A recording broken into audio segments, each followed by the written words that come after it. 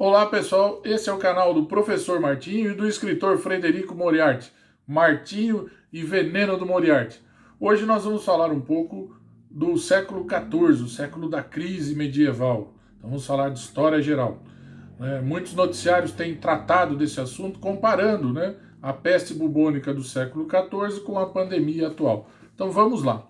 Nos séculos XII e XIII, dentro da Europa cristã, a gente tem dois acontecimentos fundamentais.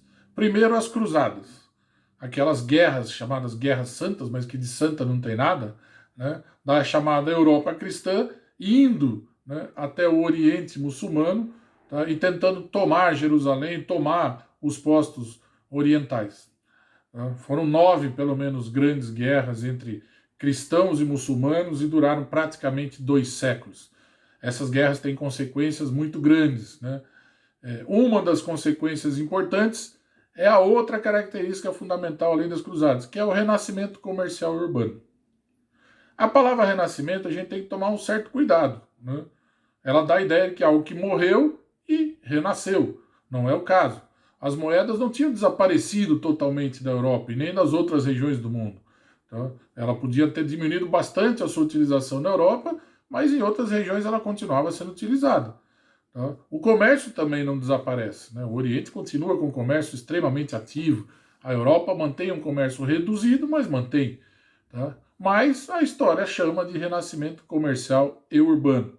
Só lembrando desse detalhe que a palavra não é muito correta, não morreu. Apenas ele surge com uma maior força ali nos séculos XII para XIII. A consequência desse renascimento comercial urbano, dessa expansão causada pelas cruzadas, ela vai aparecer no século XIV. Tá? Devido à melhoria das condições econômicas, devido ao aumento da quantidade de alimentos, devido até à redução, num certo sentido, da população por causa das guerras das cruzadas, tá? A Europa vive ali no final dos séculos XIII para XIV um momento de prosperidade. Ela vive um momento de certa riqueza. Os feudos estão numa situação econômica muito boa. Tá? Mas tudo vai mudar no século XIV. São 4 os fatores do século XIV ser chamado século da crise no feudalismo, e que vai, na verdade, pôr fim ao feudalismo e determinar o início do capitalismo comercial no século XV. Então vamos lá ver. O primeiro é o inverno rigoroso. Tá? Entre os anos de 1313 e 1319, a gente tem pelo menos 4 grandes invernos rigorosíssimos do continente europeu. Invernos com muita neve, invernos com frio em regiões que não tinha frio, tá? Que fizeram com que a produção de alimentos despencasse. Fizeram com que muitos feudos não sobrevivessem. Tá? Lembra que o feudo é autossustentável, mas a produção de alimentos não era suficiente. O frio queimava tudo. Tá? Essa é a primeira crise. Então, a crise da fome. A crise da fome relacionada com a condição climática natural dos invernos rigorosos, que vão continuar na década de 20, 30, tá? Mas sem aqueles ciclos muito fortes da década de 10. Tá? E reduzindo demais a alimentação da população europeia. O segundo fator é a guerra. Tá? Então nós temos um momento ali, a chamada Guerra dos 100 Anos, que na verdade durou muito mais que 100 anos. Tá? Entre as regiões onde hoje é a França e a futura Inglaterra. Tá? A guerra entre França e Inglaterra. Guerras que mataram centenas de milhares de europeus ali durante praticamente 120 anos, 100 e pouco, 113 anos mais ou menos. Tá? Então vejam, essa guerra também é um fator de crise econômica, que se junta com a fome. Tá? A Europa está em guerra. O terceiro fator são as chamadas jacqueries. Jacques é o nome do trabalhador servil dentro da França. É o nome mais comum. O Jacques seria o Enzo de hoje. Tá? Então hoje a gente chama de enzeris. Tá? São as jacqueries. Esse movimento que ocorre. O que é? Rebeliões dentro dos feudos. A produção de alimentos caiu. Tá? Os estados nacionais começam a se formar, Inglaterra, França, Portugal, Espanha, e ao começar a se formar, eles cobram cada vez mais impostos, como sempre.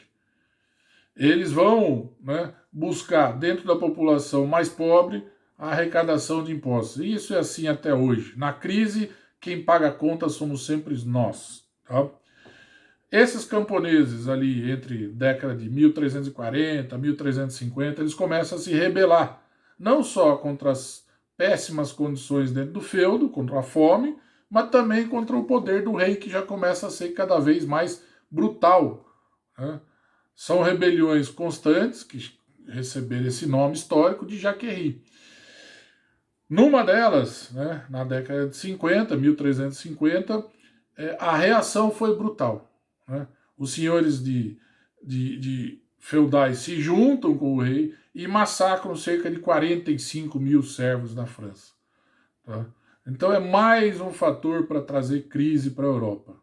E o quarto grande problema, que é o que nos interessa mais devido à atualidade, é a pandemia. No caso, não pandemia, nesse momento a peste bubônica. Tá? Então, uma doença trazida provavelmente do Oriente. Tá? Havia a lenda de que ela tinha sido trazida pelos ratos, os ratos negros, como eram chamados. Tá? Mas, posteriormente, a própria ciência, mais recentemente, vai dizer que, na verdade, era a pulga do rato que trazia o bacilo da doença. O certo é que essa doença vitimou boa parte da Europa. Entre 1348 e 1353, tá? Um terço do continente europeu morreu. 2 terços de Portugal e Espanha morreram. Tá?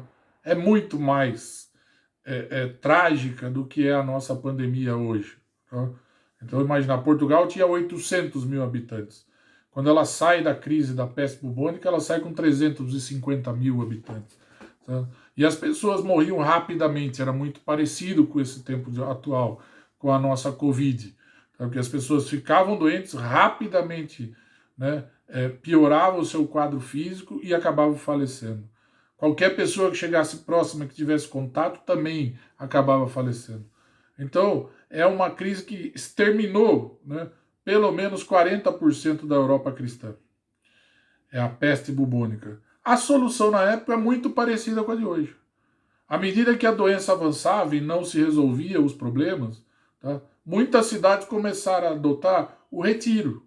As pessoas ficavam fechadas em casa, como nós ficamos, tá, ou então as pessoas se retiravam para o campo. O próprio Papa, né, Inocêncio II, ele acabou ficando 4 anos numa casa de campo, né, próxima a Paris. Ele só voltou quando passou a crise da peste. Tá? Então é uma crise terrível. Então vamos somando aqui os fatores da crise. Nós temos fome, guerra, peste e as revoltas camponesas da Jaquerie. São 4 grandes, né, crises. Tá? A gente pode imaginar, em termos comparativos, hoje, mas uma crise durou 5 anos. A gente está vendo os danos econômicos que provocam uma crise de 5, 6 meses. Nós temos uma pandemia que fez parar a economia mundial durante 5 meses.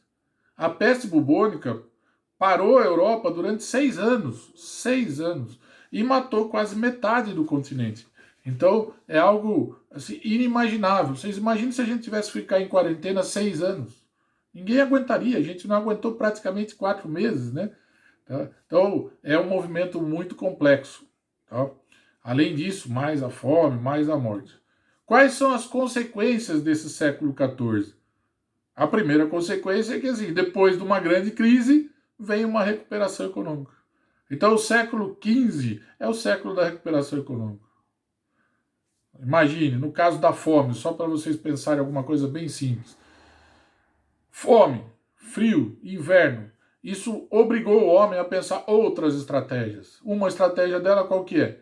Armazenar alimentos. Criaram-se formas de armazenamento de alimentos. Era necessário produzir cada vez mais alimentos e armazenar esses alimentos para os momentos de crise de frio maior. Tá? Isso é a base do capitalismo. O capitalismo trabalha com excedentes. Tá? Então, a hora que veio o inverno, O homem teve que armazenar cada vez mais alimentos, ou seja, produzir muito mais do que ele consumia. Isso abriu espaço, né, para a gente ter, né, a futura comercialização desses excedentes quando não forem utilizados. É uma das bases do capitalismo que vai surgir com muita força no final do século XIV e século XV. A guerra entre França e Inglaterra, futura França e Inglaterra, ela fortalece demais o rei. Ela fortalece demais o exército desse rei. Ela fortalece muito os tributos que o rei vai cobrar para poder estar em guerra. Ou seja, essa guerra dos 100 anos é essencial para a formação dos estados nacionais europeus, que vai ser uma característica do século XV, também do auge aí do capitalismo comercial. Tá? As Jacqueries, né?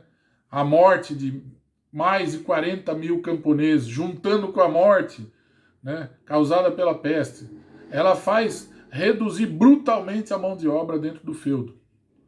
Tá? A grande mão de obra agora ou está nos palácios ou está no comércio. Tá? A atividade econômica sai do feudo, o feudo não tem mais servos, os servos morreram, os servos estão com medo das revoltas. E a última característica, a peste bubônica. O enxugamento da população. 40% dos europeus morreram na peste. As pessoas passam, né, a consumir muito menos. Tá? O excedente cresce mais ainda. Tá? A tendência futura é a acumulação do capital. Não é à toa que, logo depois que passa a crise, a gente vem no século XV, o que nós vamos começar? Já em 1413, tá? O chamado périplo africano. A Europa vai em busca de novas terras. Daqui a pouco, ela descobre o Brasil, ou mutila o Brasil. Tá? Essa é uma aula bem curta para revisar assuntos importantes da história geral. Hoje nós falamos do século XIV, o século da crise, o século da fome, da peste, da guerra e da Jacquerie. Só faltou falar do Corinthians, mas isso eu não vou falar. Tá? Então, fiquem com vocês, estudem, revisem essa matéria, façam a comparação entre a peste bubônica e a pandemia. Deixo como recomendação ler um livro da época, uma pessoa contemporânea, um dos maiores escritores italianos, chamado Boccaccio. Ele escreveu um livro muito legal, com 100 histórias, chamado Decameron, tá? Como sobreviver a uma peste. Esse é o canal do Frederico Moriarty, meu amigo escritor, e do professor Martinho, que sou eu que vos falo. Dê um like na minha aula e inscreva-se no meu canal, participe, perguntem. Tchau!